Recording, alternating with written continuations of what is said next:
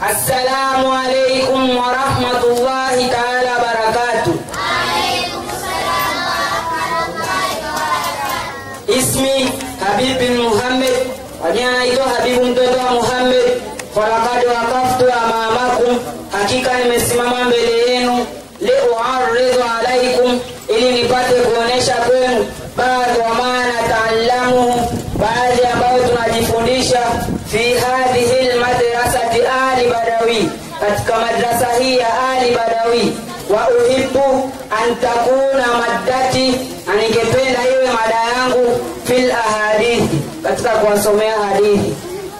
Qala Rasulullah sallallahu alayhi wasallam, amesema mtume wa Mwenyezi Mungu, rehma na amani zimfikie yeye, idha utuita shay'an, pindi ukipewa kitu, min ghairi an tasala, pasina kuomba au bila kuomba kitu hicho, fakul wa tasaddaqa, basi kula na utoe sadaka. Yani kwa mfano ulikuwa unapita barabarani ukaitoka kwa shilingi 5,000 bila kumuomba mtu, matakiwa ule na utoe sadaka. Rawahu an-Nasa'i wa Ibn Umar, hadithi hii imepokelewa na Nasa'i kutoka kwa mtoto wa Umar.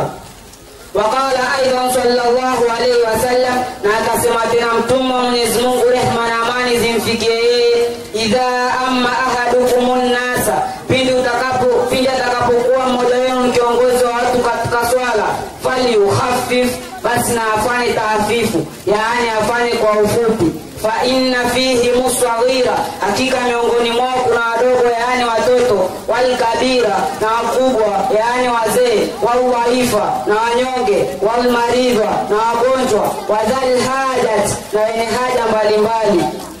Wa idha salla li nafsihi, na pindi mtu atakapokuwa na swali mwenyewe, fali utawil ma shaa, basi na arefusha anavyotaka. Rawahu Tirmidhi an Abi Hurairah, hadithi imepokelewa na Imam Tirmidhi kutoka kwa Abi Hurairah. Ila huna ntahi, paka hapa ni akoma. Wa hadha, assalamu alaykum wa rahmatullahi ta'ala wa barakatuh. Wa alaykum